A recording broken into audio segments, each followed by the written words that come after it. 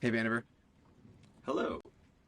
So we're here today for session 2 to talk about background stuff. So this is not on the track of the Eliezer blog post. This is just background stuff, a list of questions that I came up with that we're going to talk about that um, will probably be useful for people who have not had much exposure to the world of AI and AGI and AI safety. But for those who have, maybe consider whether this is an episode to skip. So, background. First question, um, AI. And AI versus computing. We've been doing computers for a long time. People were talking about AI, artificial intelligence, back in the 40s and 50s. What we talk about now doesn't mean the same thing. What's AI these days when people talk about it? Yeah, so I tend to take the broad view of AI, which it's sort of like any intelligence that's made artificially. I think a thermostat, broadly speaking, counts. I think lots of machines are sort of like the human mind made material or something, where like you have some idea of how things will fit together to make things easier, and you can like physically instantiate that idea. Um, but most people focus on what I would call a narrow sense of AI. And it means something like things that you can do with computers that we don't know how to do yet, or we've recently figured out how to do. And this is like not a very useful term, how many people use it, I think. Because what counts as AI in 1980 will look different than what counts as AI in 1990, 2000, 2010, 2020, 2030, and so on. Right. And so yeah, so I favor this broad view that's like, look, what can we do with computers? What do we think we'll be able to do with computers once we figure it out? As opposed to trying to like fix some particular threshold or like care very much about definitions. Yeah, and with this definition, this way of using it that people normally do, where it's like stuff with computers that we can't do yet or recently figured out how to do. Yeah, it's constantly changing what we mean by AI, and as something moves from like we don't know how to do that to we've been doing that for a few years, now it's no longer AI, and so AI is a kind of always off in the distance. But that is the way that people use that term, and the big thing over the last decade, 12 years or so, has been machine learning and deep learning. So maybe say a few words about what that is and how that's different Yeah. from what we were doing before. So there's a lot of machines that we've made that we know exactly how they work, right? Like I can step you through what a thermostat is doing, sort of like each piece of it, and why you should expect it to keep your house like at the right temperature. Um, Back in, let's say, the 80s, there were lots of different approaches to artificial intelligence. That is, like solving these computational problems that were on the like threshold of what humans could do at the time, and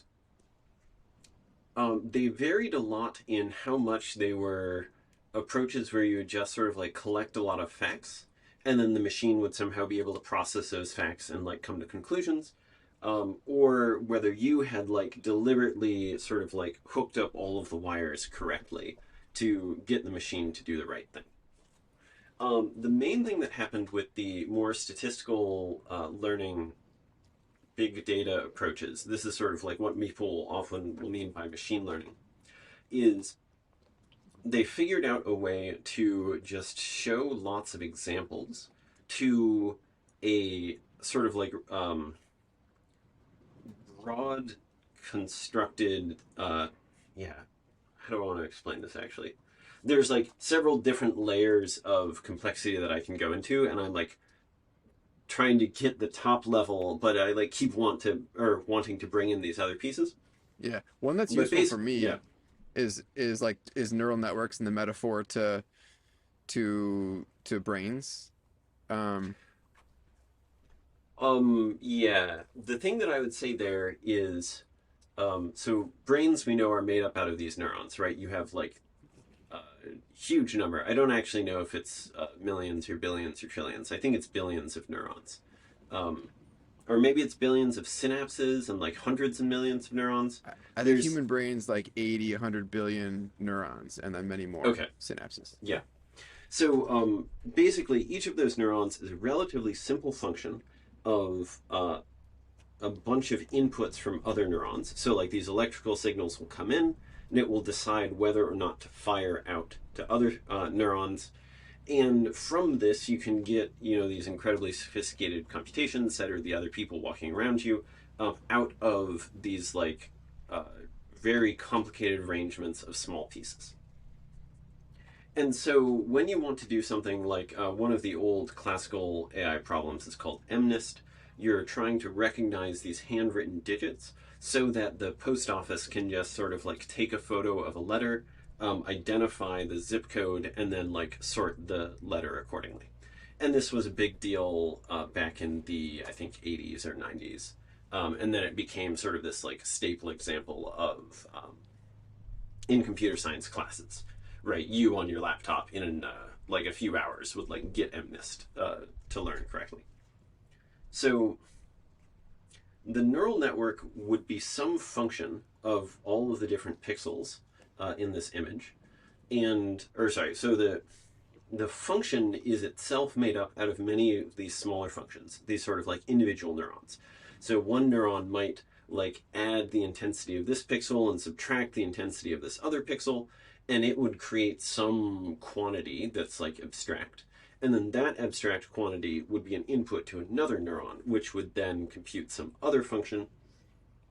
And the cool thing about machine learning is that you can start off, if the function that you start off with is big enough, you can sort of just initialize it randomly, show it examples, and at each example, you will know the tiny adjustment that you should make to everything so that it would have been more correct.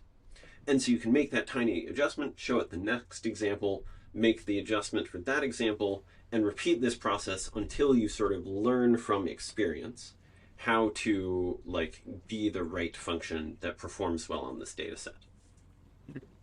And so this has opened up this huge swath of things that people don't know how to code up all of the details on the inside of the machine, but they know how to sort of specify the machine from the outside and just show enough data to the system that it can become this input-output behavior that performs well on the training set.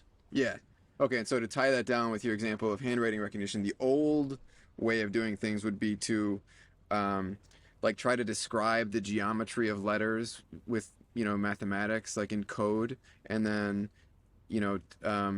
set it up so that it can when the camera returns a reading of a certain curve, that's kind of recognized geometrically, and then the system follows some set of rules to try and figure out what letter that is. That turned out to not work very well because there's so much variation in human handwriting and all the kind of interference that can happen. So then the new method is basically start with a neural network. I'm picturing a brain that hasn't had any experience and is sort of wired up randomly, and then give it a task, and if it gets the wrong letter, then make some update to the wiring, and repeat, and then do that millions of times, and eventually, after doing that for a while, you've got a network that is wired up correctly to successfully identify letters. That's right. Cool. Yeah, and then the weird thing about this, which is sort of critical for the safety stuff, is that because it wasn't produced by humans writing a set of rules and thinking about how do I break down this problem into sub-problems and write the steps of each sub-problem, it wasn't that. It was this weirder process where the thing was making almost inscrutable changes, changes to itself, to the wiring of these neurons that humans couldn't really interpret at any step along the way. It was just we can interpret we can say here's how the weighting changed, but that's at one level of abstraction. At the level of abstraction, that's what does that mean as far as in terms of letters, that it's trying to recognize letters and images. We can't say anything about that. So the thing that's produced at the end of the line is difficult to interpret, uninterpretable to us. Yeah, I mean, it's it's not easily interpretable, right? You might expect that for this computation, there's some semantic meaning associated with like each bit of it that's going on, but it doesn't come labeled. And the process that you use to like attach labels to things may or may not be correct. Like this is an active area of research trying to figure out, okay, how do we actually figure out like what's going on in here? One of the other things that I find somewhat worrying is if you look at these large language models, one of the things that they need to do to be able to predict the next character in a like large text corpus is just know lots of facts, right? Like if we talked about the capital of France, you and I both know that this is Paris, but this is something that like we had to learn at some point. And so you're going to have in your large language model that's able to deal with like a large English text corpus like Reddit or so on, it just has to have memorized, you know, these hundreds of thousands of facts that humans collectively have memorized. And if you're trying to figure out like what's going on with the like artificial brain of this large language model, it's going to be as complicated in some senses as like a real human brain, to the extent that it is able to mimic the input-output behavior of a real human. And so, like, I don't know, neuroscience is this long project. I think humanity has collectively spent something like 2 centuries, or like 2 centuries serially, and, you know, I think hundreds of thousands of people have worked in neuroscience in one way or another, maybe more. Um, Actually, sorry, if you count sequential careers, it's probably in the millions at this point.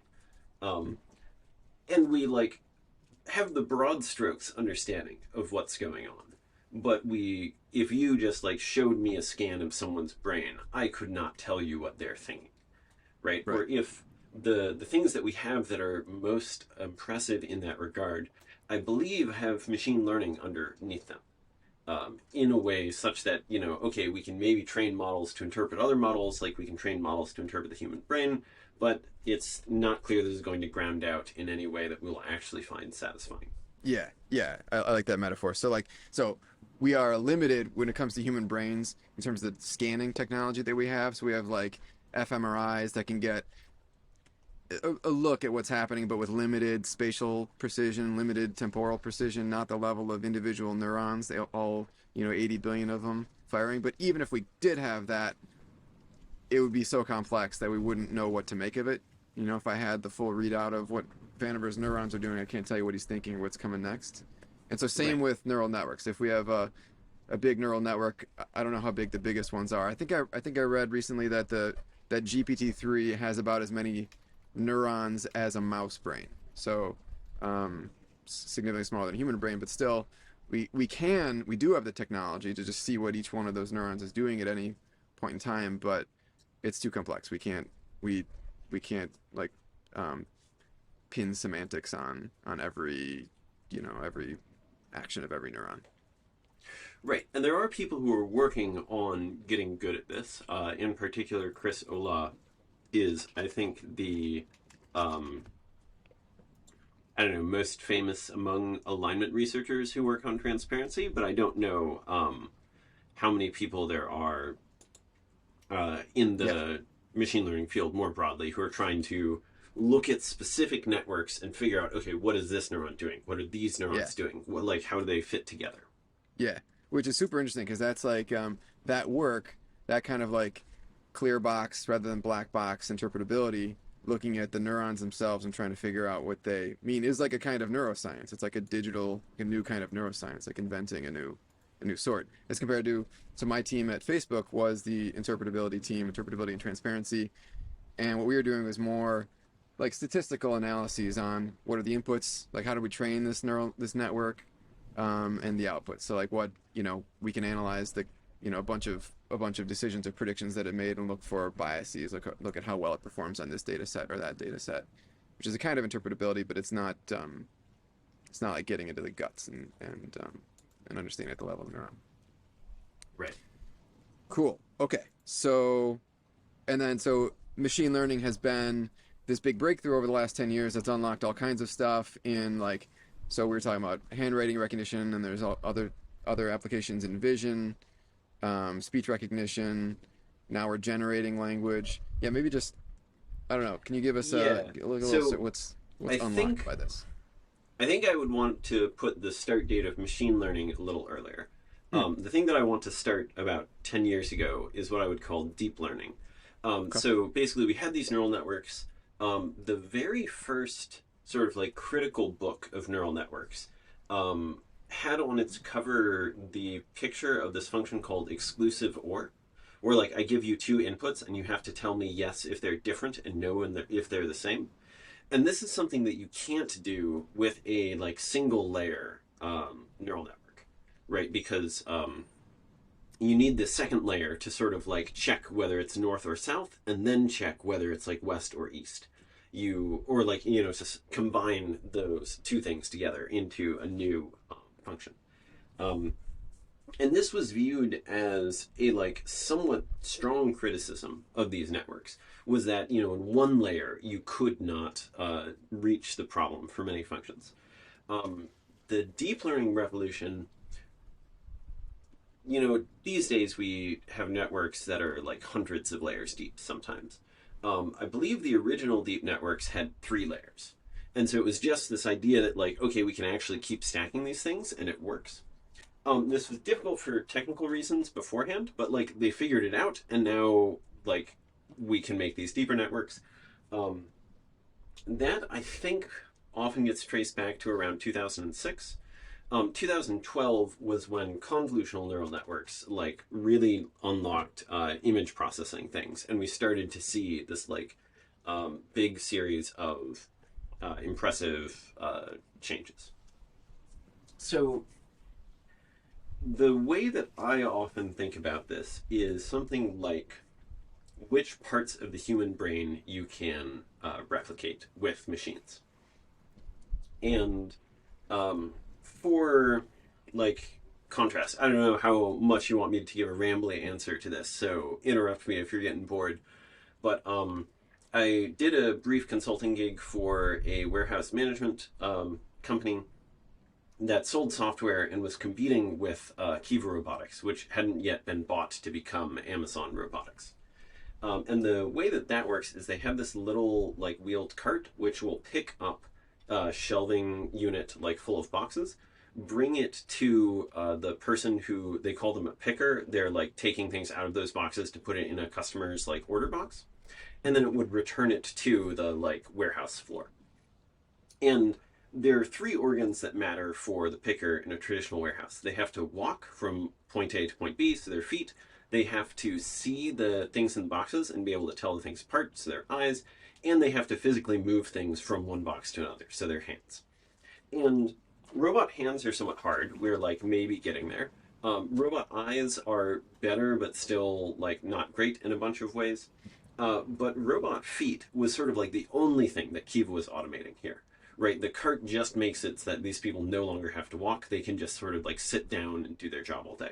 I think actually they may be standing for like practical reasons, but they're not walking around very much. Mm-hmm. This turned out to be like 80% of the time that people were spending as these warehouse pickers was walking from point A to point B. And so you had these huge cost savings if you switched from people walking around to these robots wheeling around. Okay, so how does that like connect to artificial intelligence more generally?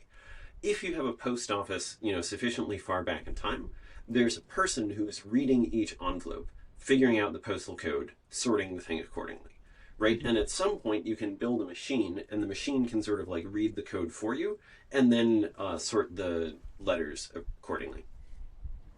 I think the main thing that we unlocked in the last decade was visual intuition and pattern recognition through convolutional neural networks.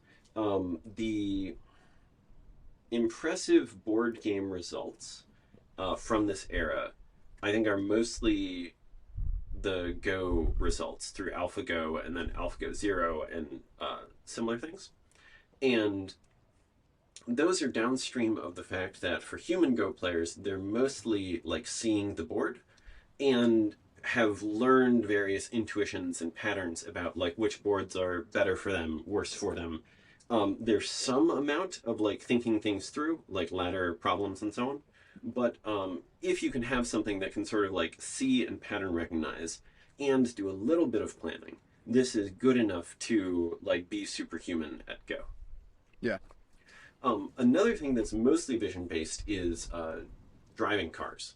And computers are like just barely getting there now. This is in part because we're like pretty safety conscious about cars. Like you as a passenger don't want to die, you as a driver don't want other cars to plow into you, and so on.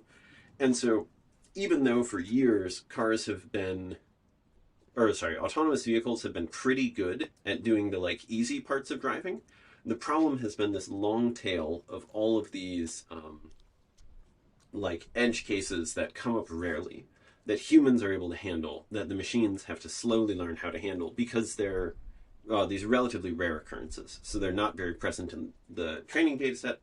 And one of the big tasks of these autonomous vehicle companies is to somehow get enough data on the rare cases that they can train the models to perform well, like even on those leaves.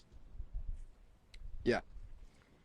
So it's this notion of pattern recognition, recognizing patterns where those patterns have been learned by the machine. We're showing it lots of examples and it's kind of updating itself rather than humans are, hand coding the formal description of the pattern.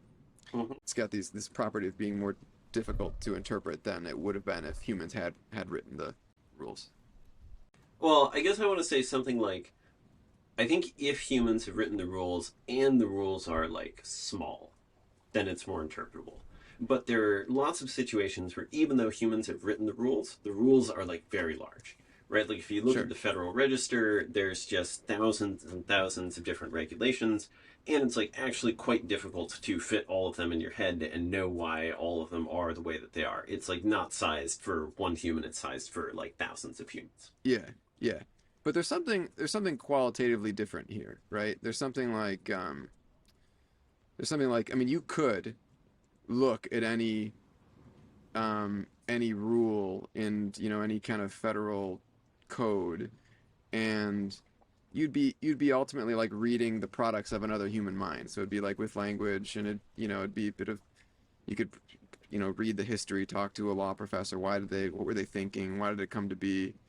That's something that you can't do with a neural network that is trained to you know recognize images of cats or something.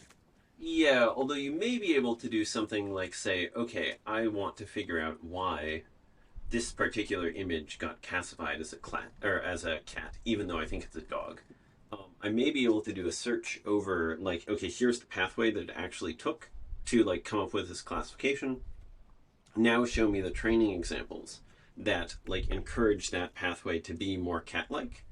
And now maybe I'm looking at like a set of 200 images, and I look at those and I see, okay, like there's this particular breed of cat that this like kind of dog looks kind of like, and so that's how this like confusion came to be. And I Yeah. feel like this is somewhat similar to the like talk to the law professor, like trace through the actual history, trace through the debate, like that sort of thing. Yeah. Okay. So you're kind of pushing on the sense that like human coded stuff is essentially interpretable and neural networks are not. Maybe simple networks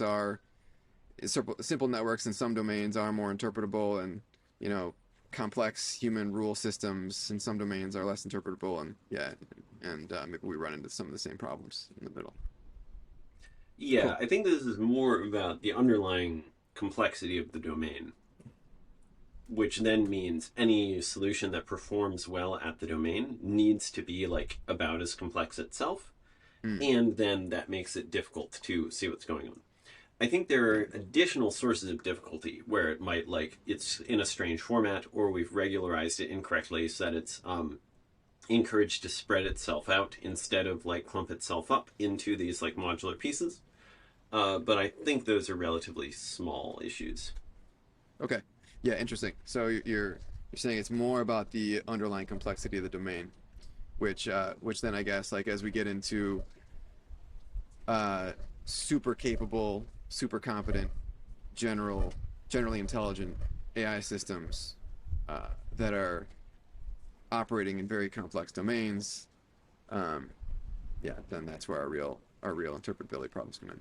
Okay, so AI, AGI, artificial intelligence, artificial general intelligence.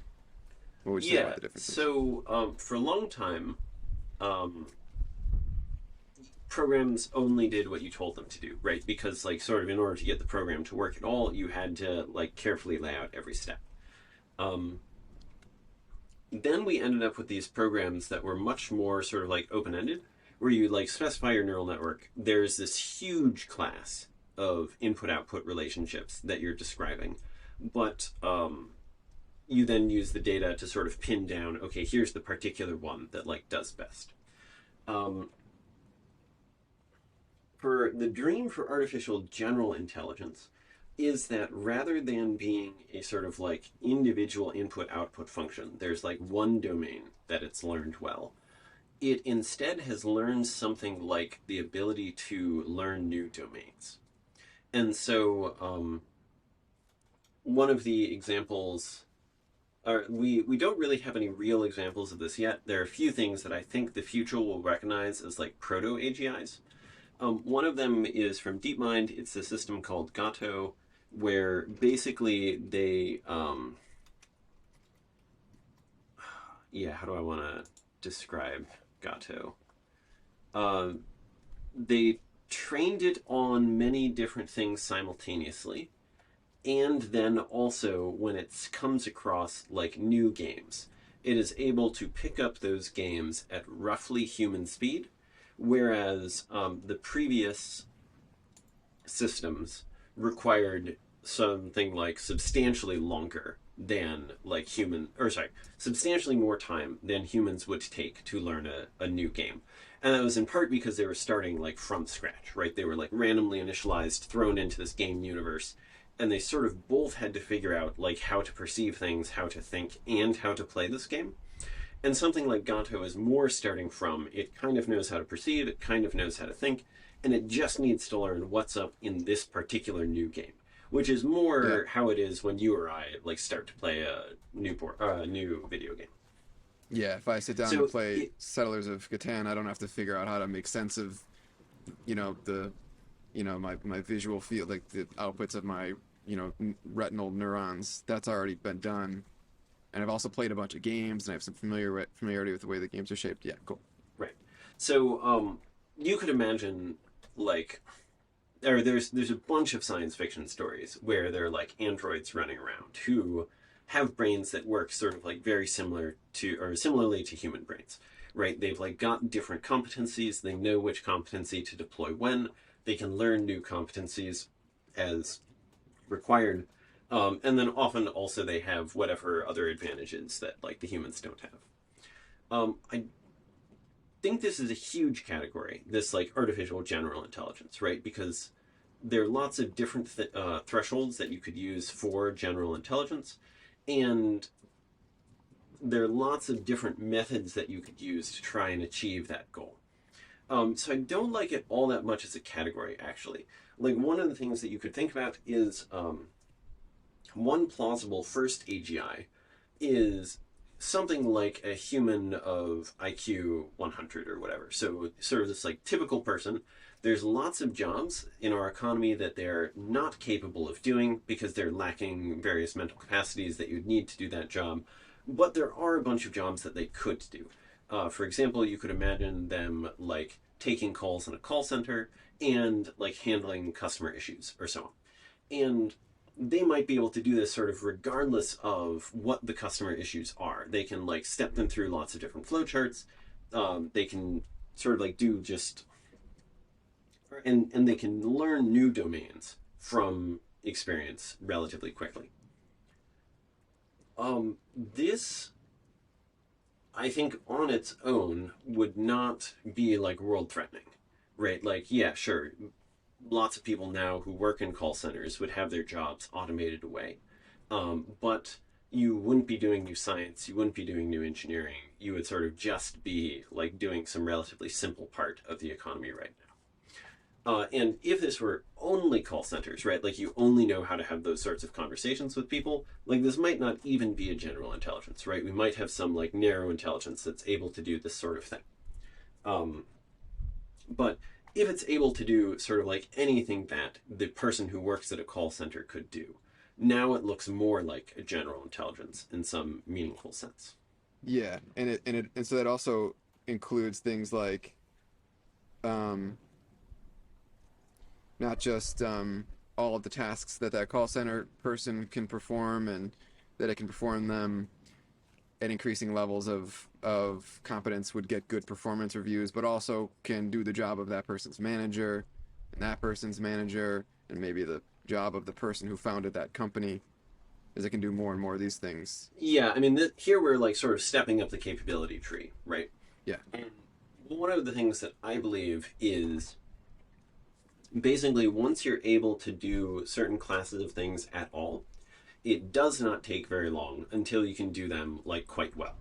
And this is mostly, there are a few different reasons for this, but the main reason for this is this argument that it is easier for these artificial systems to parallelize experience gathering than it is for human systems. I have been driving for almost 20 years now.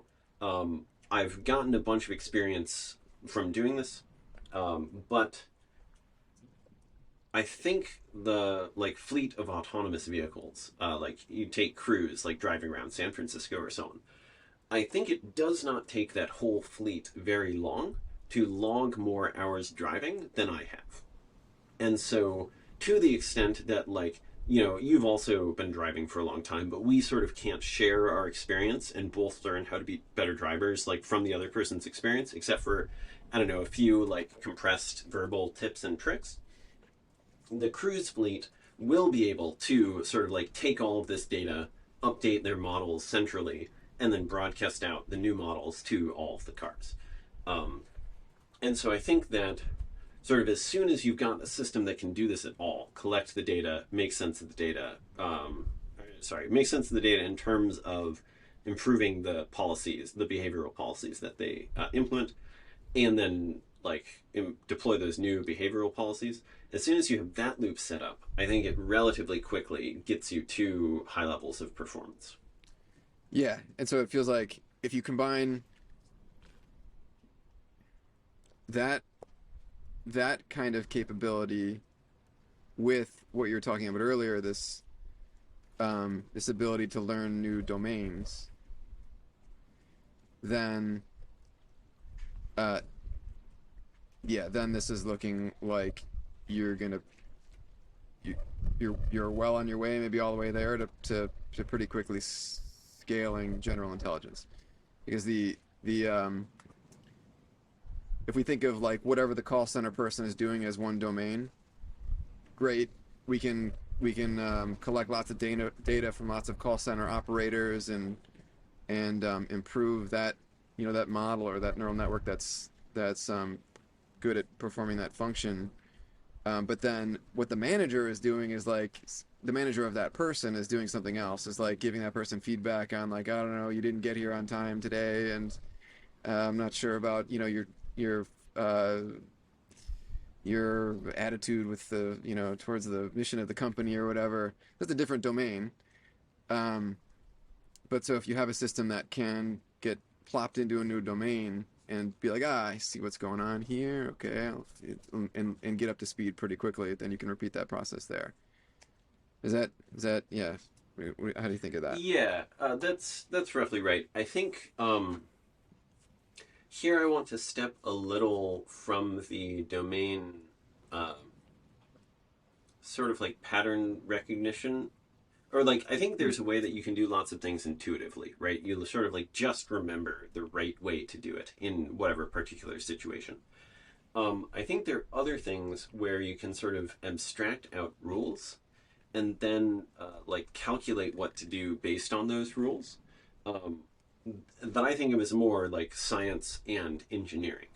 And I think there this allows you to be substantially more data efficient than in the intuitive world. Because in the intuitive world, you sort of have to have seen everything before, right? Like, or you have to understand sort of like the shape of the space such that any new data point sort of falls in this like interpolation between previous data points, or is like a sensible extrapolation from the data that you've seen before. And if you can understand what the actual rules are underlying the system that you're dealing with, you can sort of express this shape much more cleanly and sort of like pin it down much more, be much more confident in these like things that you've never seen before. And so I think I am mostly expecting something like, it's not that we will have, you know, as many, or we'll have enough call center managers that we can develop the intuitions for how to properly like do that job. And it will be more, we like figure out how to do science, we do science to organizations, and then we can implement like, okay, this is how the organization works now, given that it has this like one call center or this one model that like goes on the phone and responds to people. And like the things that you need to do to manage that look very different than the things that you need to do to manage humans. Interesting. So there's it's back to this question, or partly at least back to this question of the complexity of the domains, but you're also pointing out that we kind of switch domains, or the domains look different. Like, so I don't know, when you're you might get really good at like learning the company's policy manual and learning, you know, how historically we have applied those policies. Or you might skip all that and, I don't know, get really good at science and sort of understand more deeply the goals of this organization and solve them through a different route. Yeah. What's this term strong AI? Is that synonymous with AGI? This is not a term that gets used all that much recently. I think this is from the older days. So one of the things that, like, I don't know, people have been talking about AI for a long time and thinking about, you know, what will happen when we make, you know, androids and so on for a long time. I think in the, like, 80s and 90s and so on, there was this argument that you could reach high levels of capability by building a, like, system or an artificial intelligence researcher that themselves are an artificial intelligence. And then you would sort of have this like virtuous cycle where you would be able to like use your smart computer to make an even smarter computer to make an even smarter computer.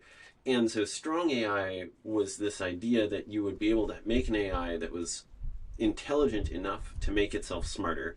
And then it's sort of like off to the races from there.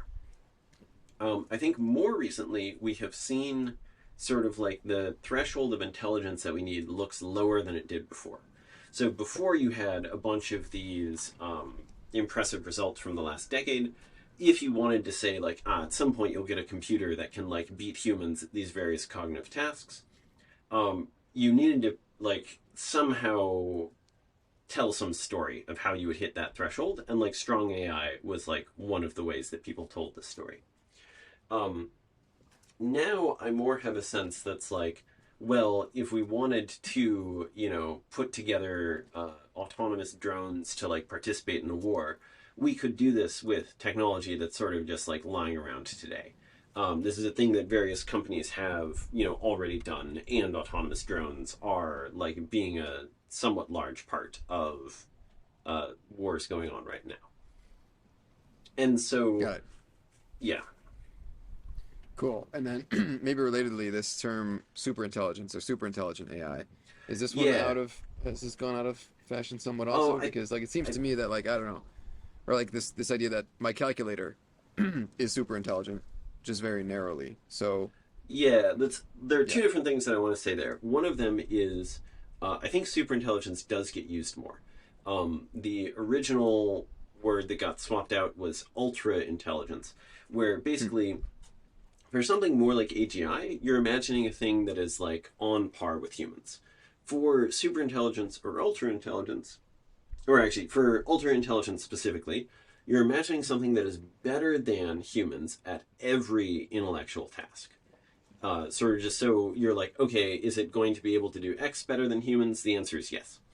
I think this one is not particularly useful because you don't need to be better at everything in order to be transformative, right? Even if you had an AI that is like just better than humans at like doing biological research, and it's like not as good at trading on the stock market, it's not as good at like coming up with poetry or like making driving decisions or like all those sorts of things, you still get major changes to like life and society from biological research going that much faster. So superintelligence is more this like sort of thing that is able to blow past humans in relevant domains and thus transform society for better or for worse. The other thing that I want to talk about is called Moravec's paradox, where there's this guy, Hans Moravec. He was a AI researcher who noticed that the things, let me look up how this is actually written. Yeah, so humans find complex tasks that are simple for AI to learn, and the reverse is also true. So, for example, not every human can do calculus. Even those humans who can do calculus take like a long time to sort of like figure it out, how to do it themselves. And we got computers to do calculus a somewhat long time ago. Because from the computer's perspective, it's like just symbol manipulation. Something like throwing a ball around. Like if you and I were going to play a game of catch, this is like relatively easy for us to figure out because it's like the task that we're optimized for in some sense. Like being able to pilot a body, being able to like throw things through the air, both of those are like quite relevant to human survival in the environment of evolutionary adaptiveness. And so those things like seem quite easy to us. But from the computer's perspective, there's like a bunch of knowledge baked in there that has to be like slowly learned. And so decades after we had computers that can do calculus and other sort of like advanced cognitive tasks, we have computers that can like walk around with a sensible body or like play catch or like do things like that. Yeah. Got it. Cool. You mentioned the term transformative. I think that's a term that gets used, transformative AI. Is that just the intuitive, like, transformative AI is AI that would significantly transform the world that we live in? Yeah, so I think the thing that's happening here is people don't want to pollute these terms. They want to like use them correctly. But the thing that they care about is often like not the thing that the term means. Right? So like for the artificial general intelligence in particular, this one used to be, I think, one of the main terms. And then people were like, well, we don't actually care about this like broad category of AGIs, like the ones that are able to do like sort of less sophisticated work in the economy, but not the more sophisticated work. And so people kept sort of like searching around, and transformative AI, I think, is the term that a bunch of like futurists are using these days to describe AI that will make these sweeping transformative changes. Got it. Cool. Okay. So that's AI versus AGI. Now let's talk about the difference within AI. People who are working on AI, we say that there are people who are working on capabilities, and there are people who are working on safety or ethics. What's this distinction, first of all? What is capabilities? What is safety? Cool. So the way that I often think about this is capabilities is trying to find ways to program computers such that you can do a new thing with them that you couldn't do before. For example, people just released text to movie synthesis and like text to like 3D image synthesis. And this is a thing that, you know, you couldn't do 2 years ago. Safety, there's several different tiers of this. Sort of most broadly, this is trying to make sure that the outputs of these programs are outputs that we like instead of dislike. And I think this often is unsatisfying to people for various reasons. For example, for a bunch of these image generation tools, you couldn't generate pornography using them. And then someone released an open source model which you could generate pornography with. And at the time, there were a bunch of people who were sort of like, thanks safety people for like preventing us from doing this for like 6 months until the open source version came out, or whatever it actually was. Other people are interested in what I would describe as like regular ethics or justice issues that have to deal with companies and society and so on, that end up using AI as part of their tooling. For example, there's this question for prisoners that are going up for parole of whether or not they are going to commit more offenses, where you might want to parole the people who aren't going to do this and not parole the people who are. And several people looked at this problem and said, well, we like don't want there to be human judgment for this question every time, because then it's sort of this like random chance who you're seeing. What if we had instead some AI system that had like looked at a bunch of details and sort of just like made the best predictions possible for people? And it turned out that the AI, on some measures, was like biased against people, or took into account data that people wished that it wouldn't take into account, that like seemed unfair to them. And there's a bunch of examples of this in like banks deciding who to lend money to. This, in my mind, mostly like goes under this heading of ethics, right? We would like companies, governments, other organizations, to behave in a particular way, and when they act using AI, we like need to think about how to get those AI systems to have various guarantees that we would like. This last category, I think I want to call something like not kill everyoneism. This at least is what Eliezer has been calling it recently. Here, you're less worried about like what people are doing with these near-term systems, like whether they're generating pornography or like not paroling the right people or so on. You're mostly concerned about whether or not you have created a like second species of these autonomous, intelligent computers who are going to now also be trying to like optimize the world to make it the way that they like it to be, in a way that potentially conflicts with humans.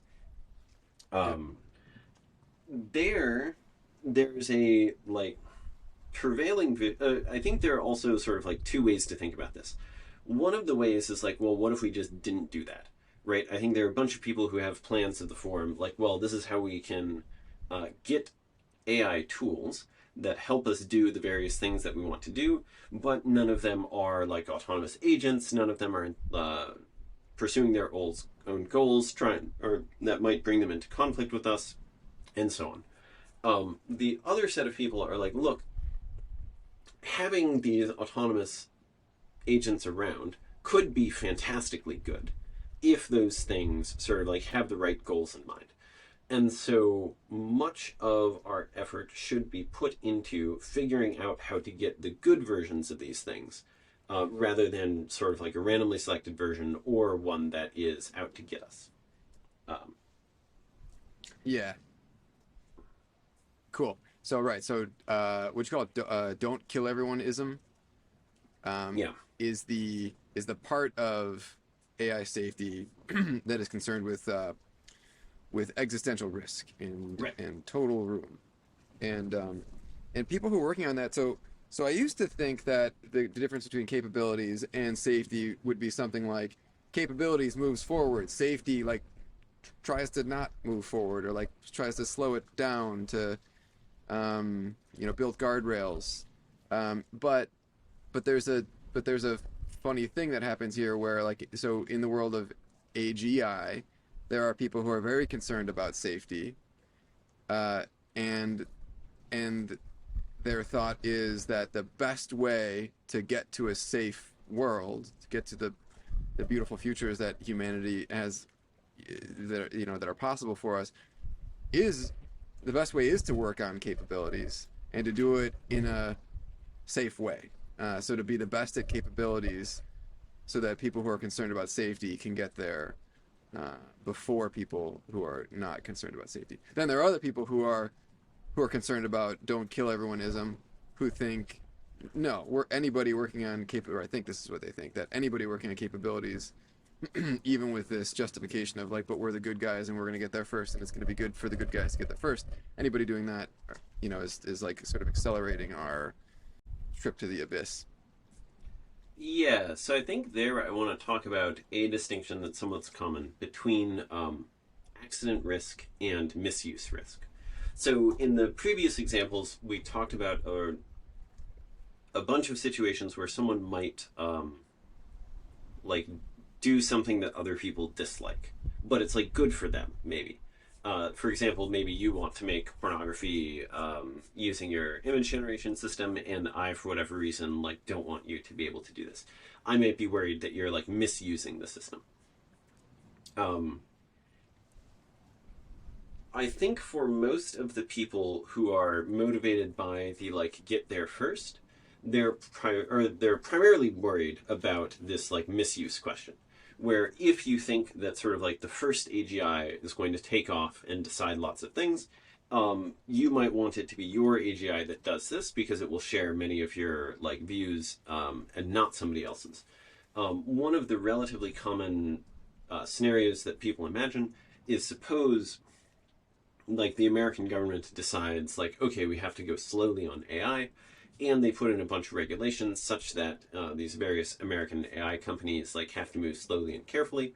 Do we think that countries like China will also have the same sorts of regulation at the same time? And if not, the decision to move slowly is sort of this decision that it will be a Chinese AI that takes off as opposed to American or British or so on AI. I think another thing that people often think is that a lot of alignment effort done now is basically going to be wasted. For example, there's been this rapid progress in deep learning over the last 10 years. If we sat down, 20 years ago and thought about, okay, how should we figure out how to make the good AI systems instead of the bad AI systems, very little of our focus might have been on like questions that are relevant to machine learning researchers today. And so you might think that like almost all that effort was wasted from sort of like today's perspective, because much of it was premised on like, well, what if we end up in this other world that we didn't end up in? And so for many of them, they sort of want to get their hands on the thing so that they can then like start doing this iterative exploration with that and like learn from there.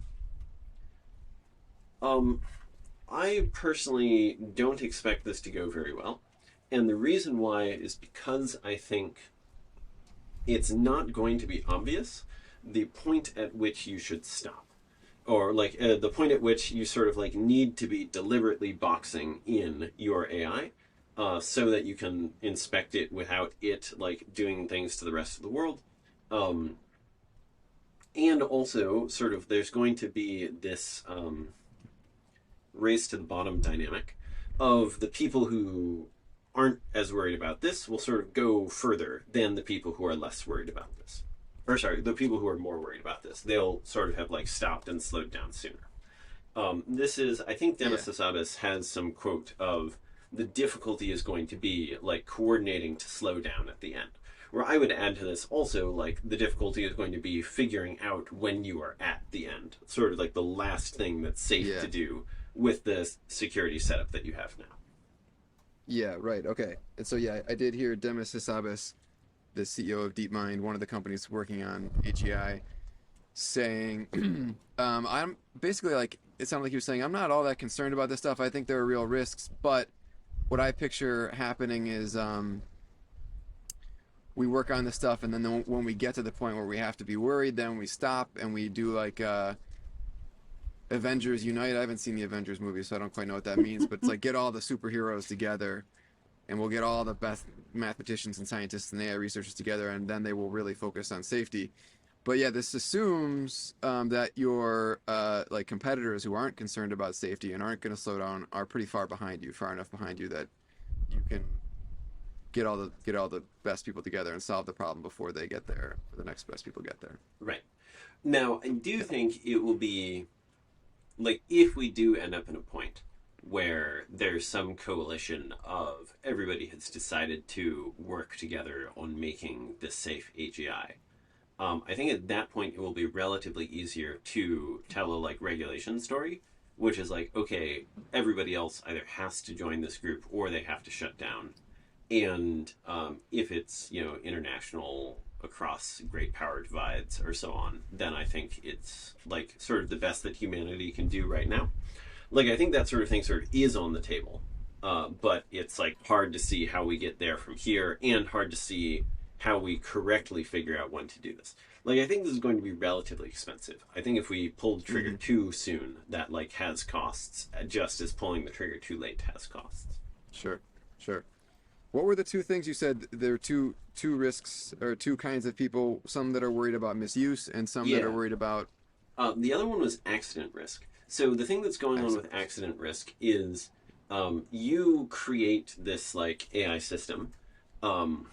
You don't want it to have these transformative consequences, right? You just want it to like make you some money or like solve some scientific question or just like be in a box that you can look at it and figure out how intelligence works. And then it like subverts your controls or it somehow gets out of the box and then it like does things that you didn't want it to do.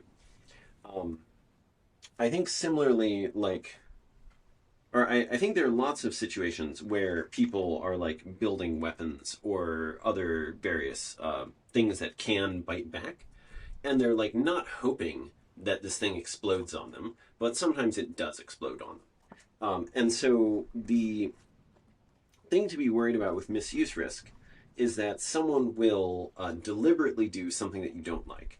The thing to be worried about with accident risk is that someone will accidentally do something that you don't like. And I am most worried about this because I think it is both a like very hard problem, and I think people underestimate the difficulty of the problem, and I think that we probably have to get it right on the first try. Right? If people underestimate the difficulty of building an airplane that can fly, the thing that they'll do is like build airplanes that don't fly, and they'll just like stay on the ground, and this is like fine. Or if they underestimate the difficulty of controlling the airplane, like once it's in the air, they'll take off and then they'll crash, and like only they and the people that they ran into will die. But if somebody like accidentally, creates this like intelligent alien species, now this intelligent alien species is sort of like out there doing whatever it likes, and this is much less limited a problem. So this is, I think, sort of like the most clean sort of separation between capabilities and safety or something. From the capabilities point of view, like if you underestimate the difficulty of solving some problem, you sort of just like fail passively, right? You're like, oh, I thought this thing could classify like dogs and cats, but it can't. Or like, I don't know, even if you're some like autonomous vehicle system or whatever, where you're like, oh, I thought my system was capable enough to like drive safely and it wasn't, you have a limited number of accidents because you were sort of like slowly and carefully deploying. Yeah. Even in the worst case scenario where you deployed it at a large scale, well, maybe you killed quite a large number of people on day one when all the cars crashed, but still it was just people who were driving and the people who were hit by those people who were driving. And then the next day you're like, all right, stop that, roll back. Right. However, if you underestimate the difficulty of like staying in control of something, this can sort of be like unboundedly bad. I think once you invite the vampire into the house. Yeah, or I was thinking about various like invasive species, right? Like somebody brings a few rabbits to Australia, and this like seems like a small problem, and it quickly becomes a big problem that you then can't like quickly get your way out of. And to some extent is like actively resisting your attempts to like kill all the rabbits in Australia. Okay, and so people who are concerned about ruin, the don't kill everyone ism people, are more concerned about accident risk than misuse risk? I think this is broadly right, but by more concerned here, I'm interpreting you as saying, like, what should we be working on now? Um, I think it is maybe the case that if you ask, like, okay, why does somebody die? Or, sorry, like, why do we all die? It may be downstream of, like, misuse problems, but it's also probably downstream of accident problems. Downstream of misuse problems, downstream of accident problems. Yeah, so So are I you guess saying like by we? that I mean something. Well, so in the simplest case, suppose it's the case that you have multiple AI companies, and none of the leadership of those companies trust each other. They are like worried that Mhm, the other people will misuse things, so they launch too mhm, soon, and then like they weren't hoping to destroy the world, but like they accidentally destroy the world. Um, on the one hand, you might say, oh, well, you see, the problem was that their system, like, accidentally did this thing that they didn't want it to do. Or you could look at it and say, well, the problem was that they were rushed. And they were rushed because mhm, of these, like, misuse risk concerns. And mhm. so, like, I kind of feel like with the world that we have now, there's not a way to solve one of the things without solving the other thing. If you could, like, through a miracle, get a solution, I would rather have a miraculous solution to accident risk, right? Because then, I don't know, maybe they put the wrong plan in place, but like you could at least get whoever is farthest ahead along now to not accidentally kill everyone. Whereas if you had a solution to misuse, where you're like, okay, somehow I've built the like super police system that's able to like arrest and detain anyone who is going trying to do bad things with AI. Well, that doesn't stop you from people who are accidentally doing bad things with AI. Yeah. Okay, cool. So I think we're gonna get a picture of this as we get into the article, the way that these two things are interrelated. Like so. I think Eliezer thinks that the alignment problem, which we'll talk about in a minute, um, is really hard to solve, but not insoluble. But when you combine that, when you look at trying to humanity trying to solve that problem in order to avoid catastrophic accidents, if you when you look at that in the context of all the coordination and political stuff that we would have to do and are just not plausibly on track to do, um, that that that now the whole thing looks insoluble. Yeah. So we'll get to that.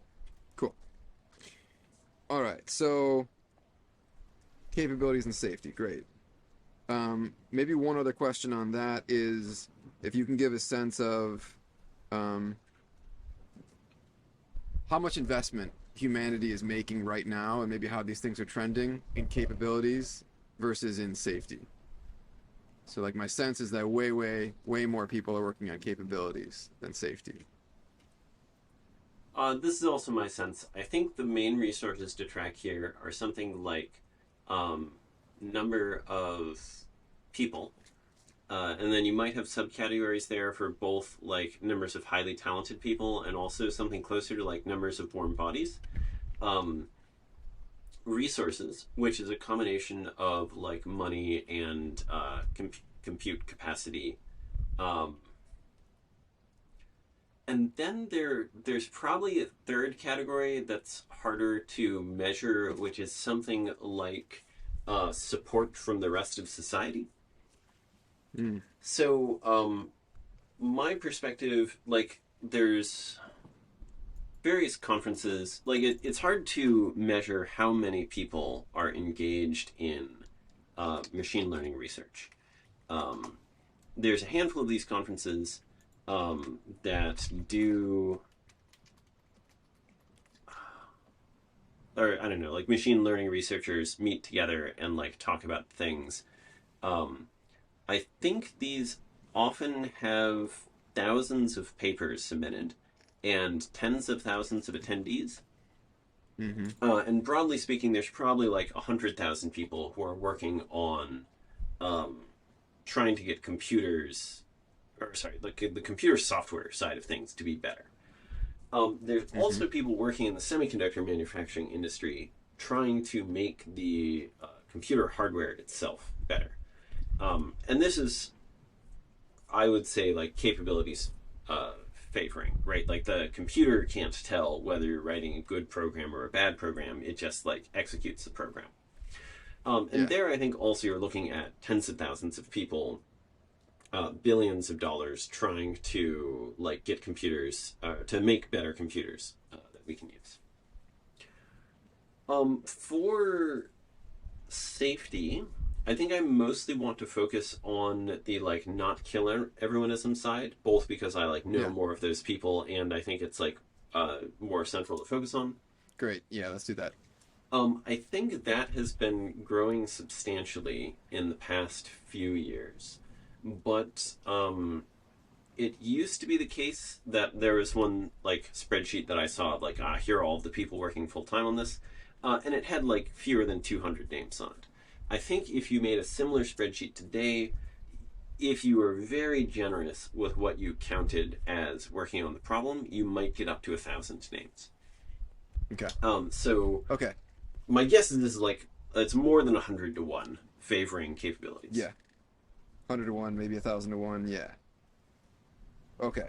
Cool. And I think, tell me if this is right, but I think one or one reason that that is relevant here is the recommendations that people have. So the people who are concerned about safety, the people who are concerned about ruin, don't kill everyone ism, um, might, or some of them at least, I think would say that beyond just worrying, what we should do, given our existential risks here, is have fewer people working on capabilities and more people working on safety. Is that right? Broadly speaking, yes. I think there's some question here of how much additional people working on a thing causes progress to go faster. Um, but broadly speaking, it seems to me like if we take the pace of capabilities that we have and the pace of alignment progress that we have, and we like draw those two things out, at some point we will get a system that's capable enough to kill us that we are not able to align, and then we'll die. This seems bad. I would rather that the line sort of like went in the other direction. And one of the things that I think is interesting about this is I think if we do sort of like too much alignment work first, if we figure out how to align things pretty well, like if we solve the alignment problem, then I think it makes to go full or it makes sense to go full speed ahead on like let's now build this thing that can do all the wondrous things as quickly as possible. Um, Mm-hmm. yeah, and so like this is one of the reasons why I'm not a fan of plans that are like let's blow up all the semiconductor fabs today because like well what if next week we crack this problem and then we have to rebuild all the semiconductor fabs from scratch, right? Like the hope here is you like solve alignment as soon as possible and then you're able to deploy aligned AGI as soon as possible after that. Yeah. And this Yeah. I think there are other people who are more like trying to get the probability that humans all die like as low as possible. Right? They're more like willing to take a century to like figure all this stuff out. Yeah. Yeah. Okay. Okay. So I think we'll get more into that also, but yeah, but now, yeah, it has seemed to me, and yeah, I guess it's your impression too, that a lot of people over the last, well, over the last few years, the number of people working on and concerned about ruin has been increasing, but still probably just in the order of hundreds of people rather than thousands, tens of thousands. Yeah, and by this, concerned about Ruin and like working directly on Ruin are, I think, somewhat different. I think there's Mm, maybe many more than thousands of people who like are worried about this stuff and would like it to yeah, not happen, but yeah, aren't sort of like putting their efforts into this. There's yeah, some yeah, interesting surveys of like AI researchers where a bunch of them seem to think that like, oh yeah, it's somewhat likely that humanity will all be killed by AI, But like when you look at the work that they're doing, they're sort of just like helping push this along, Yeah. right? They would Yeah. like somebody else to solve this problem, but they're not stepping Yeah. up in some way. Yeah. Yeah. But then there's increasingly philanthropy money, like from the effective altruism community going into funding people to actually divert their careers to work in this ruin stuff. Right. All right. Let's get a little bit of a landscape of who's active in. Um, I think we can skip AI generally. That's maybe too broad for right now, but people who are working on specifically AGI, and people who are working on safety in this the extreme side of safety. I'm calling it the ruin, don't kill everyoneism side. Right. So here, both these fields are a little too big for me to like know everyone, and so I don't want people to like feel badly if I left them out or something. Yeah. My impression of the main companies pointed towards AGI in the Anglosphere are DeepMind, OpenAI, and Anthropic. There's a sort of long tail of other companies that have like shown up and said they're pushing towards this thing, but relatively few of them like have shown up on the short list from my perspective. I think there are Yeah. other. And you said Go ahead. well, and you said in the Anglosphere, and that just so we I guess we don't have a clear picture of what's happening in China, which is the other place where we expect a lot of big AI work is happening, and also I guess government stuff. I don't have a picture of what like the U.S. government is up to. Has the U.S. government got secret programs working on AGI? I don't know. Yeah, so my impression is if they did, we would see some of the footprint from like friends that we have that are AI specialists who have like gone Yeah, dark in one way or another. Um, yeah, but I don't have that sense. Like, I don't know if there's some secret Japanese project. I don't have lots of friends who are Japanese AI specialists. I like wouldn't notice if they had all gone dark. Um, yeah, So also, I want to point out, I think there are lots of other labs that are doing like very high quality um, AI and ML research that mhm, I haven't put on this list because, to the best of my knowledge, they're not explicitly pointed at AGI. And this might just be mhm. confused, right? Like you might look at a place like Google Brain, and maybe Google Brain is saying like, no, actually, we are like pointed to AGI just like DeepMind is. And then that would have just been like a mistake on my part to not put them on this list.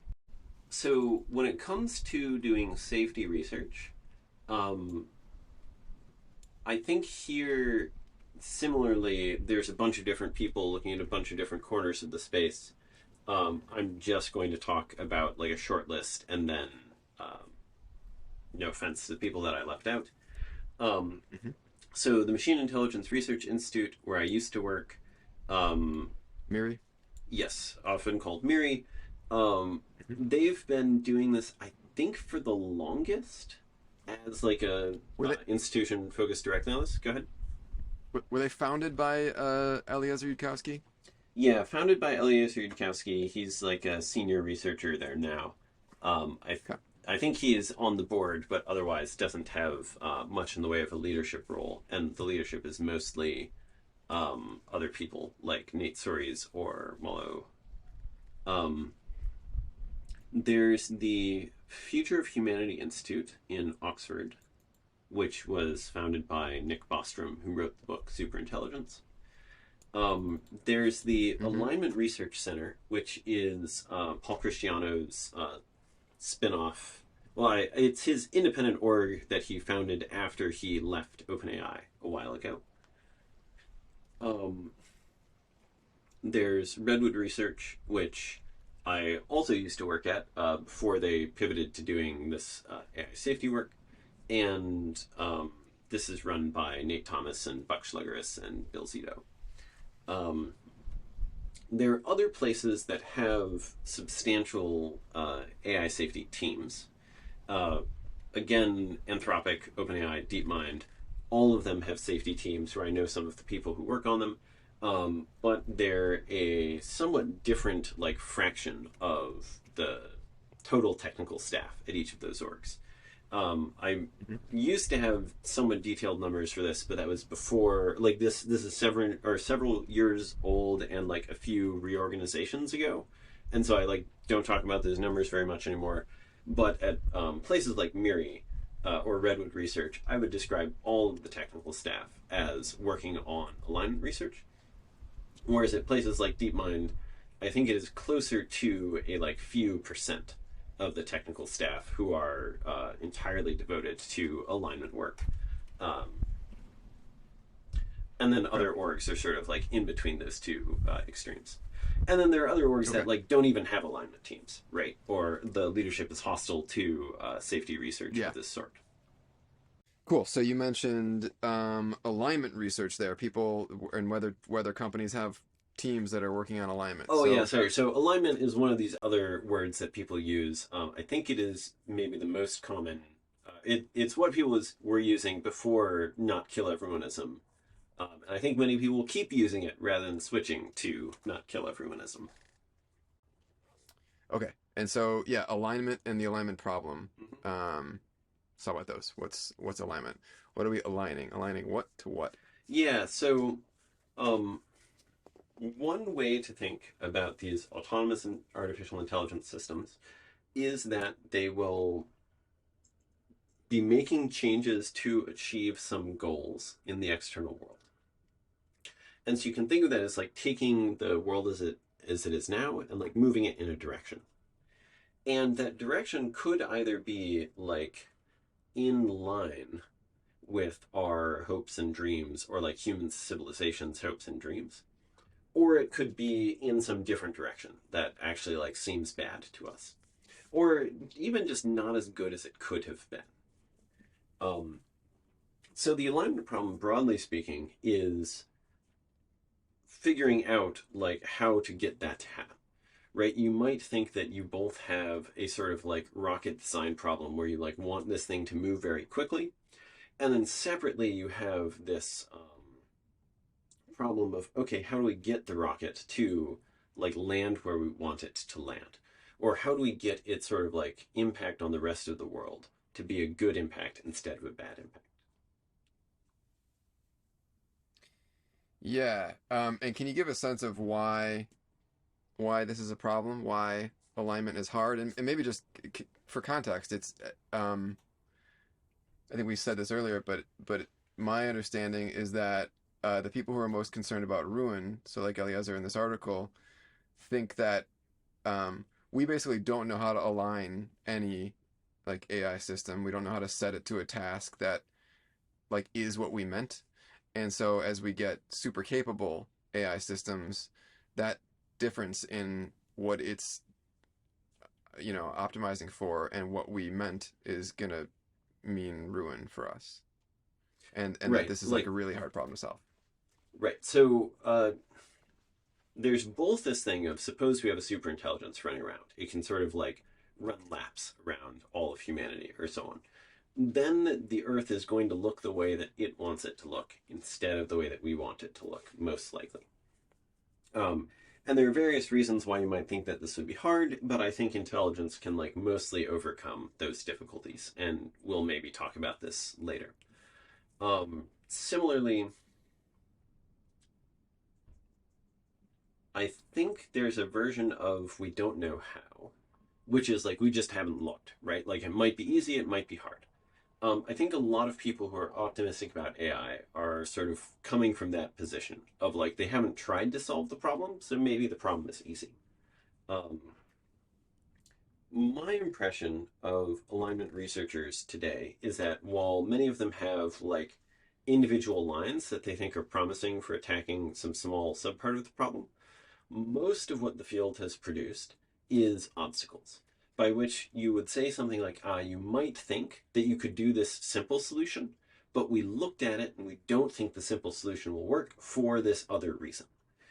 And so you might show up and think something like, oh, well, why don't we just like specify the right goal and then we're done? And it's like, okay, that has difficulties of like these different types. Or you might say, okay, well, why don't we just like have approval directed agents where they like do the thing that we would vote highly or so on. It's like, well, that has these other defects of these different types. And so I think that the position I'm in right now is there's lots of places where there like might have been a wall or might have not been a wall, and we like reached out and touched it, and there was a wall there. And we're now in a situation where, we haven't closed the whole space. We don't know that the problem is impossible, but it feels like most of the things that you might expect to work won't work. And so we need some sort of like long uh, search process, some great amount of creativity to like find the correct approach here. And also, given how many things have like turned out not to work before, we might want a like bunch of time spent like criticizing any plan that we come up with to check for sort of like hidden holes. And Mm-hmm. again, Mm-hmm. there's this problem here of if this were a like fail safe research area instead of a like fail deadly research area, then we could sort of figure this out as we go along. But as is, it looks like we may need to have figured this out sort of like before we know what we're handling, which is this like whole new class of difficulty. Mm-hmm. Mm-hmm. Okay.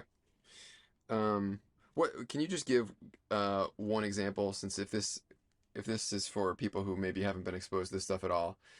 So they're examples of like, we trained a system to be good at this video game, thinking that it would like do that by beating all the levels, but it turned out it found this little like hacky way to rack up points, and it looks like crazy behavior to us, but it's actually like, accomplishing the goal that we set it out Yeah, to. think Or yeah. I think one of the easy examples here is there's a game called Tetris where these blocks are falling and you're trying to put them in the correct position. And with Tetris, you sort of just like keep going until you lose, right? Like it keeps speeding up on you. And the system figured out that if it hit the pause button, it would not lose. And so it could get this like Hmm. extremely long time until it lost just by pressing this Yeah. one button. What a great plan. And Yeah. when you look at how the system was like actually set up, yeah, it actually did well according to the thing that you gave it. What you said wasn't what you meant, but like, Yeah. how is it going to read your mind and figure out what you meant, right? Yeah. And I think this is sort of the core difficulty in some sense, is people are used to dealing with other humans who interpret things similarly to how they do, and they're used to being able to say, oh, that's not what I meant, and sort of like the systems that they're in like taking their side instead of the other person's side. Yeah.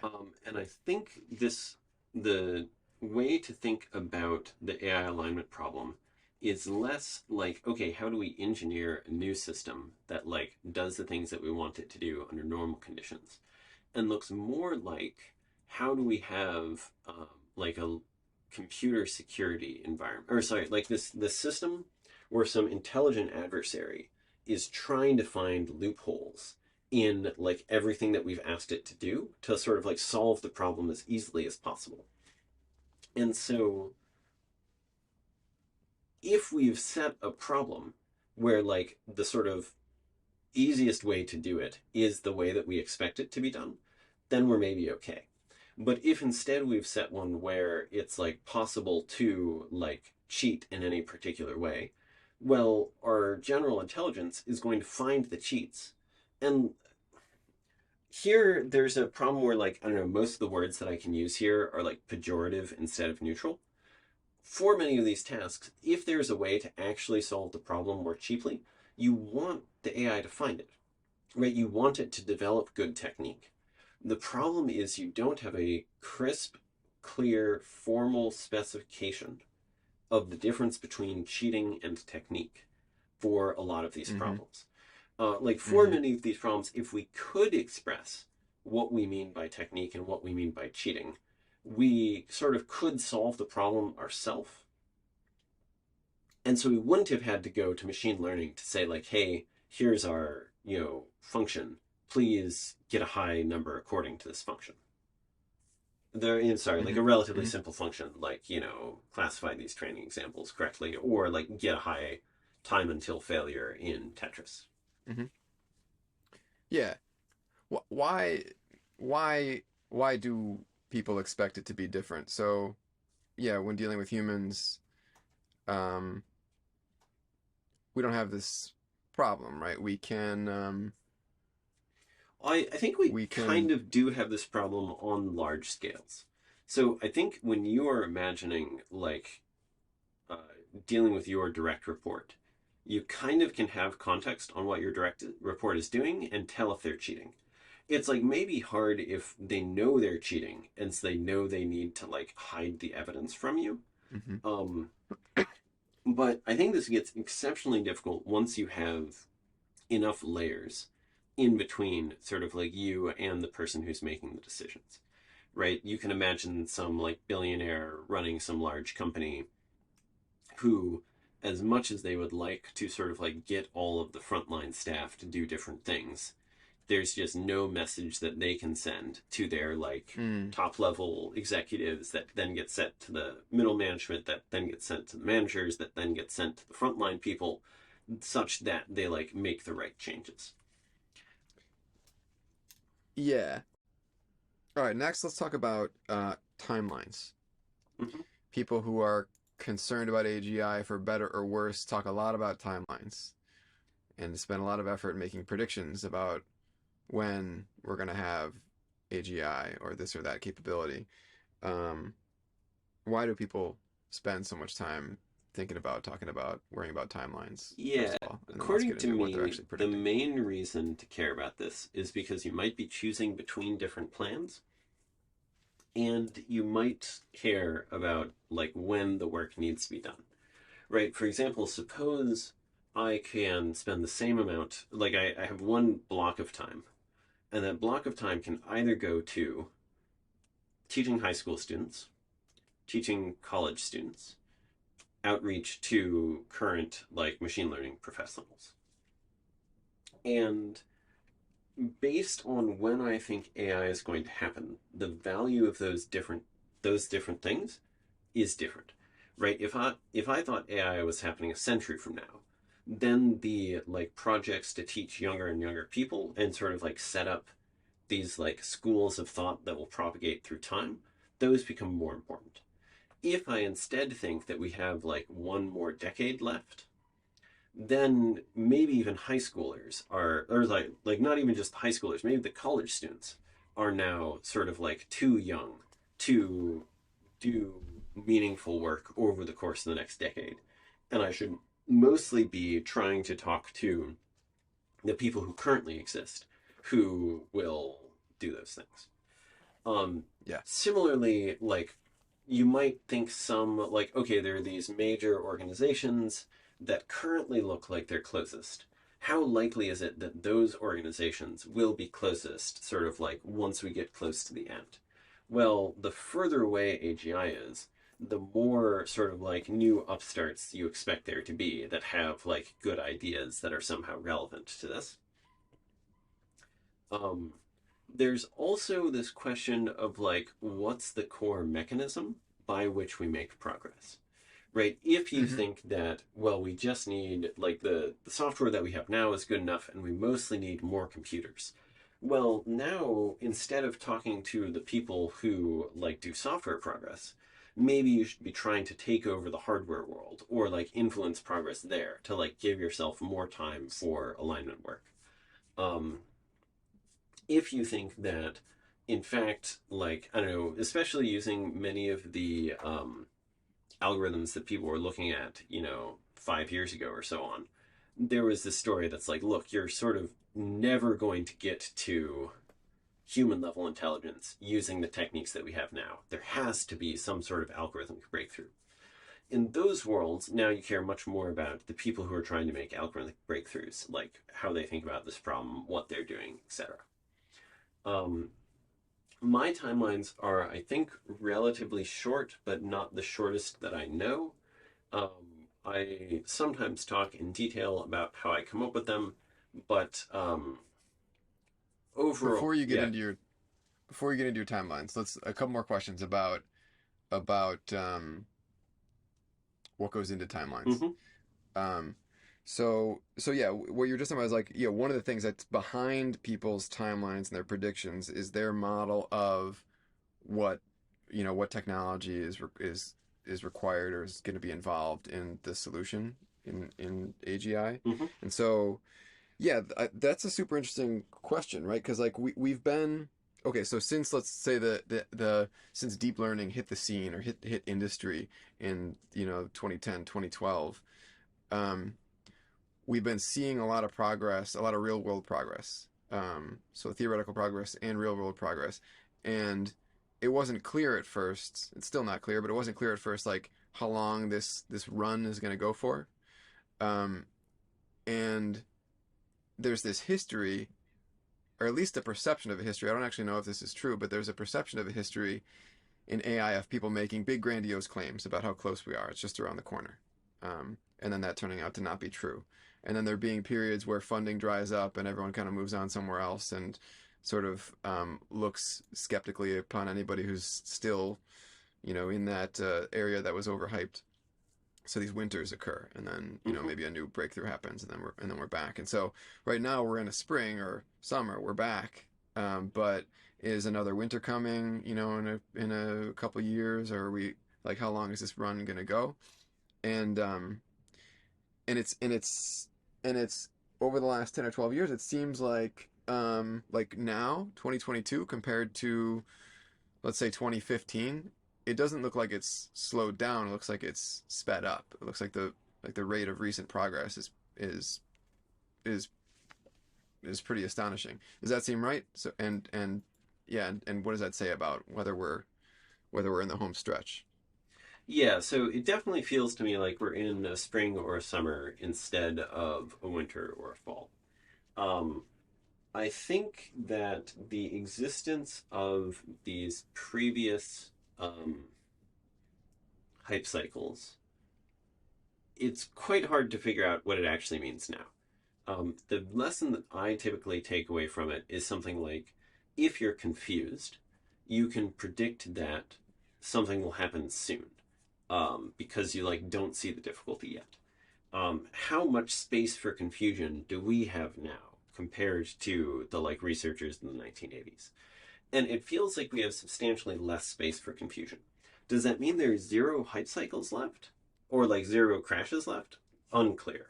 Um, I would not be surprised by no crashes left, but I also wouldn't be that surprised by like one crash left.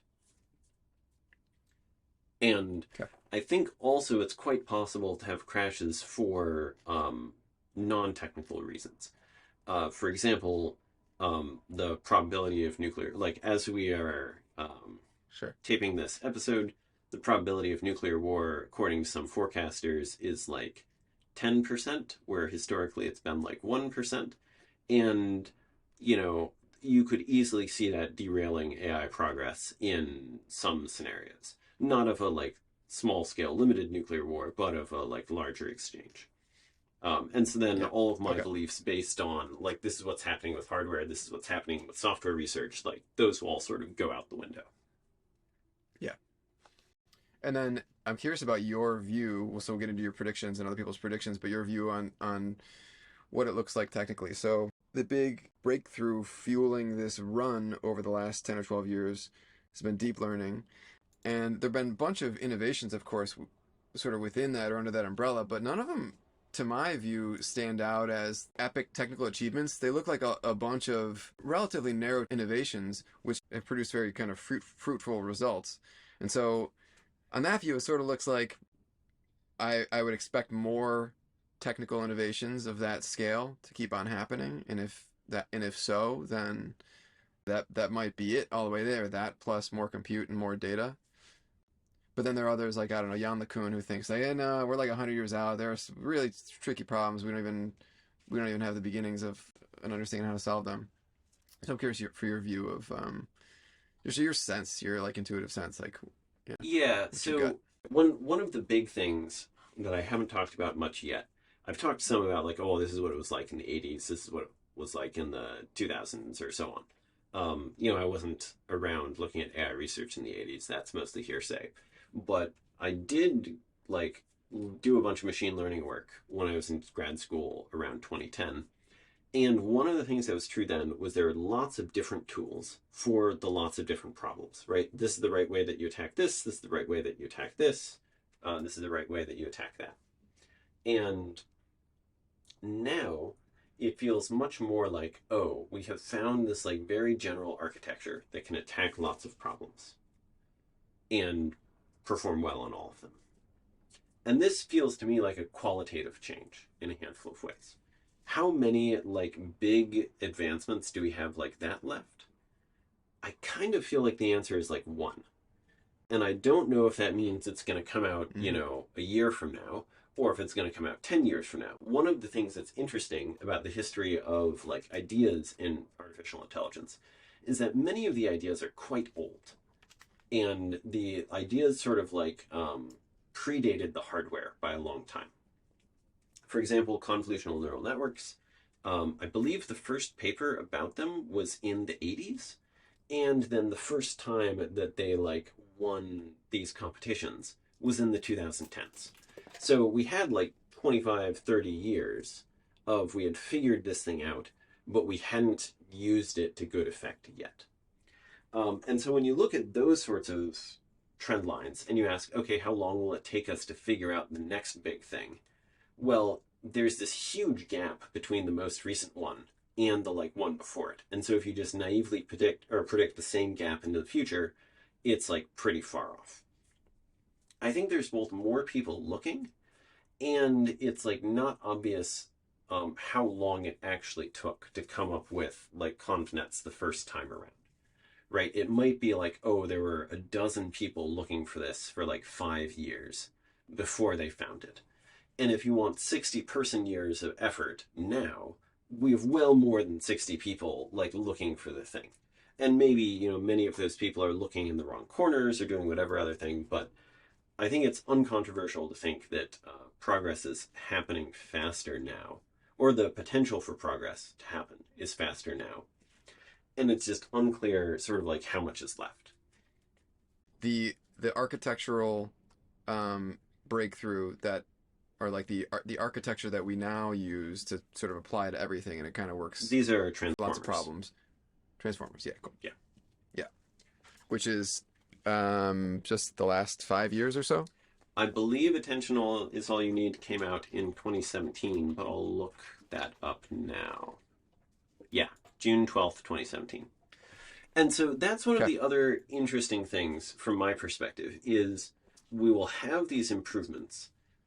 They will take a while to like really prove themselves in some field.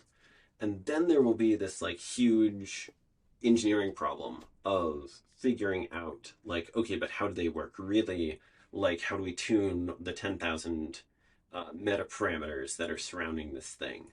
And so even if we figure out like, you like somehow have hyperformers that like you put together with your transformers and then they like make the thing work as a general intelligence, we might know how to do it several years before we have sort of like successfully done it.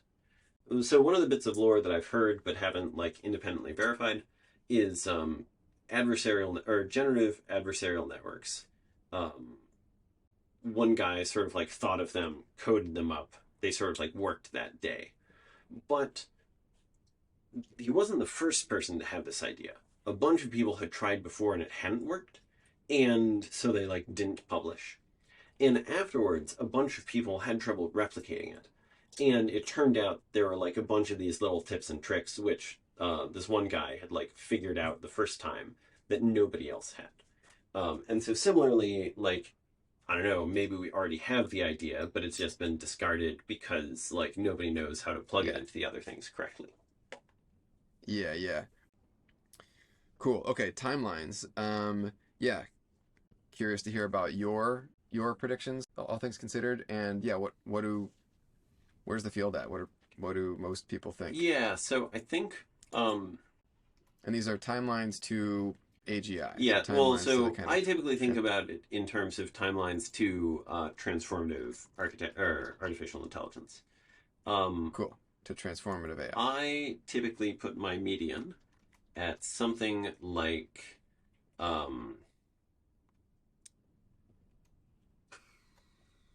2035. That's not very precise. Like, I'm mostly comparing that to 2030 and not to like 2032 or so on. Um, AGI Hmm. who wrote this large report on biological anchors, um, her median year is more like 2050. So, 15 years later than mine, but still well within the sort of like working careers of young people today. Yeah, and so for the question of ruin, if ruin is true, it basically coincides chronologically with transformative AI. Right. Is that right? Okay. Yeah, there's some weirdness here where, like, perhaps we get the ability to do it in 2035, but we don't actually press the button for, 2 years or 5 years or whatever. Well, it was difficult to predict, like, how long we waited as part of the, like, timeline estimation, right? And so I'm Yeah. mostly trying to figure out, like, okay, if things go on as they go on now, when does it seem likely that we'll have the ability to, awake the demon, as Elon Musk put it, um, Yeah. even if we choose Yeah. not to. And the biological anchors methodology, which I think is interesting, is like kind of just like looking at the complexity of animal brains and then comparing that to the complexity of the neural networks that we have now and trying to kind of project when are we going to get a neural network that has as many neurons and as many like synaptic connections as a human brain if we're at I think they're saying we're at like the level of a mouse brain right now. Right.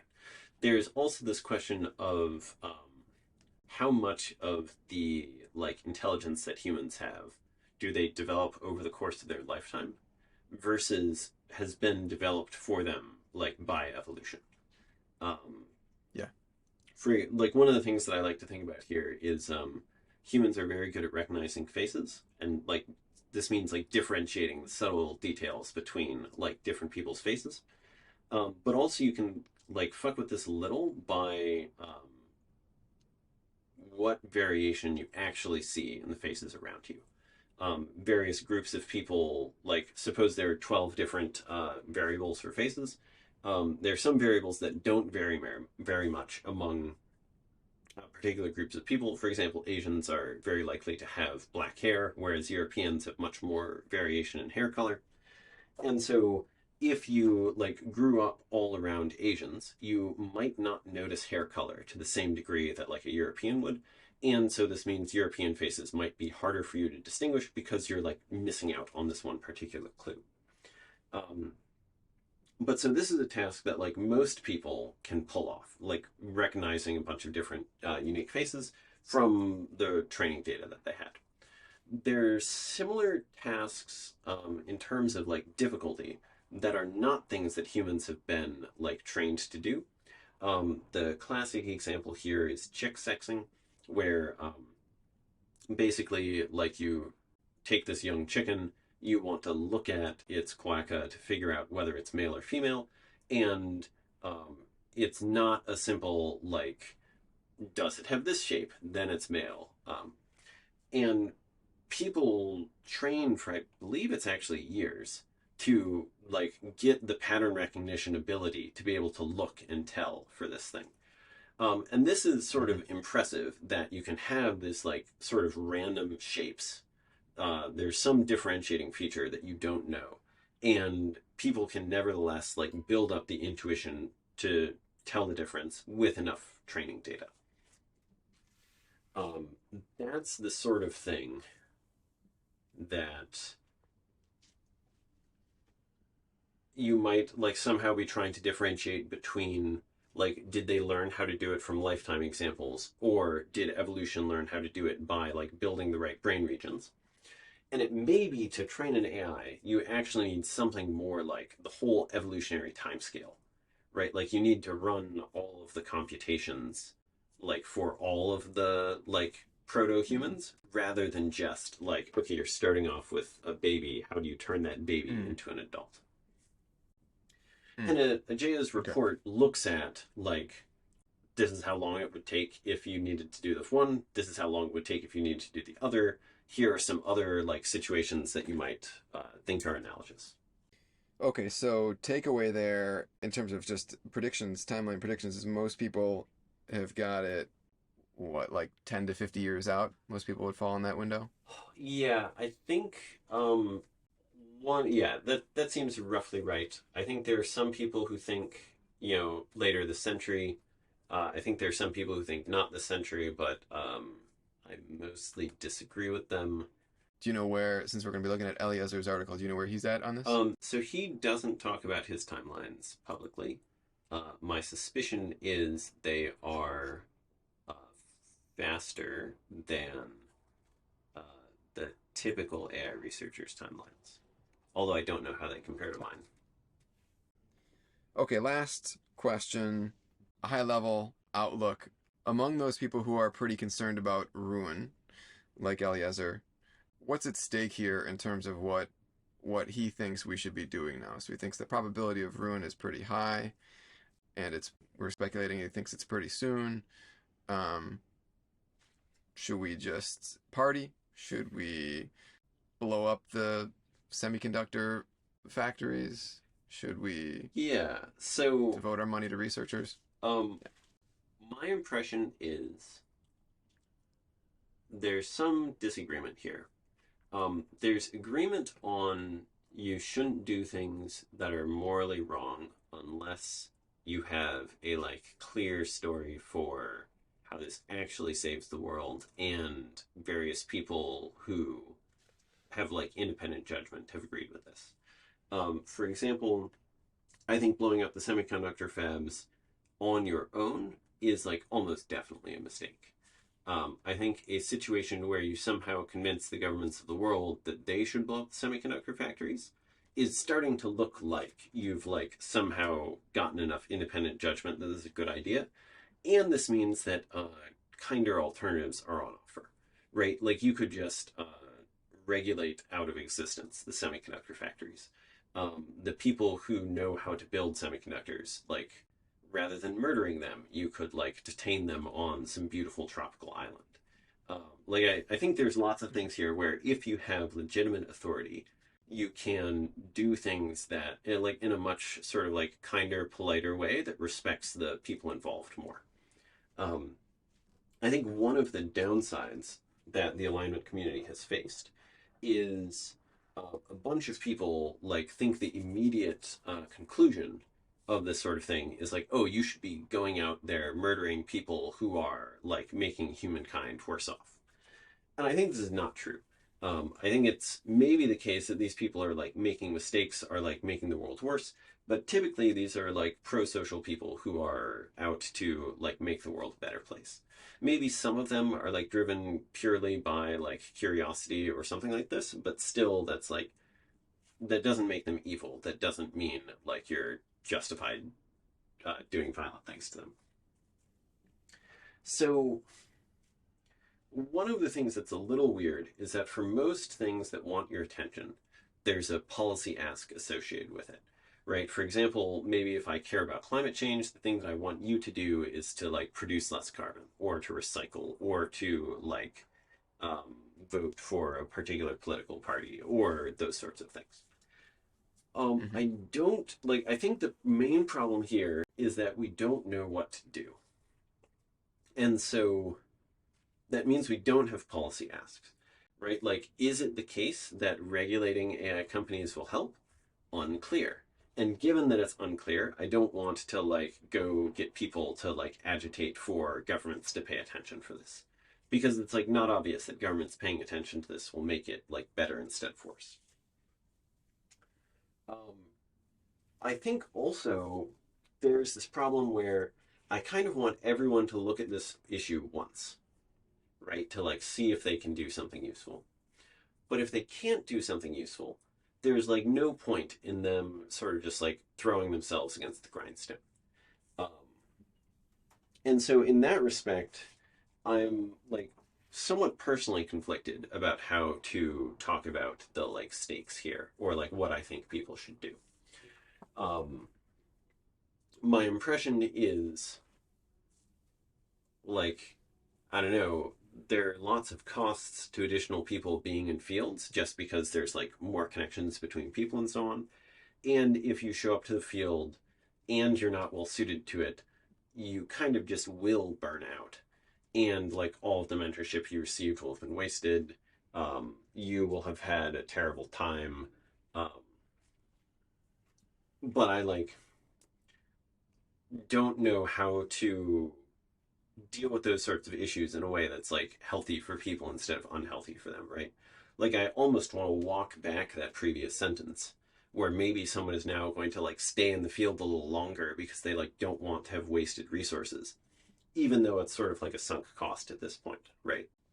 For Eliezer specifically, my understanding is that he like made a deal with himself that he would like work very hard when it looked like we could, we had a like better chance of winning, and he would like work less hard when it looked like we were further from winning. And currently, according to him, we're in the like further from winning category. And so I think he's doing like more fiction writing today. Um, I personally worked in this field for like 6 years, and then I took a year off to like refocus, and now I'm much more in the like, okay, actually, I'm gonna like be retired. I'm gonna do the things that are fun to do. I'm gonna like try and stay on top of this. I will like maybe put in more effort if it looks like we're closer to winning. But as is, it feels more like Party World than it does Try Real Hard World. That said, that's easier for me to say having like done this for 6 years, right? I think for someone who's newer to the field, it makes more sense to like actually give it a solid go. Um, Yeah. Yeah. and one of the And things that that gets us to actually, sorry, one of the things that I'm you got excited about mhm. for this conversation series is it feels to me like this is Mhm. both fun, like I like talking to you, and also it Mhm. is like plausibly useful, right? Like the way Mhm. things look now, it seems kind of depressing. But if you look at the way things looked, 5 years ago, maybe not five, but like before the book Superintelligence came out, um, Mhm. my impression is that it was just way harder to talk about this stuff and be taken seriously. And if you have that much change again over the next period of time, you might imagine the like dynamics changing quite a bit and us moving from a world where it's 100 to 1 capabilities to safety researchers to one where it's more even, or maybe even there are more safety researchers than capabilities researchers. Yeah.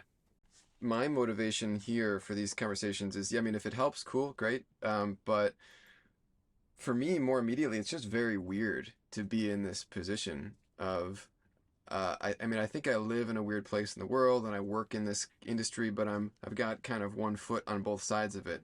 The capabilities side where people are real pumped about AGI is going to solve all of our problems, and then the safety side, in particular, this far side of the safety side, the ruin, the don't kill everybody ologists who are like, the game is lost. Like, so one of the things that kind of triggered me to really start looking at this again was the blog post that Eliezer wrote on April 1st. So it was April Fool's Day, but I think that he was basically serious where he was saying the title of the post was Miri's new strategy, die with dignity. And he's saying we lost. We know we lost. At least we know we lost. All these other people think that we haven't lost yet.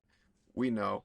But still, even though we've lost, it's more dignified to like keep trying while we die than to give up while we die. I'm like, holy shit. So how to make sense of how to reconcile these different points of view, and the project of meaning making in life and life planning and where to devote one's energy and attention, and all these questions come in when the sort of stakes are that high. So um, excited about making sense of things with you, Yeah, and hopefully finding some reconciliation for better or worse. All right, cool. I think that's good for today. Nice. Thanks, Vannevar. Thank you. All right, talk to you later.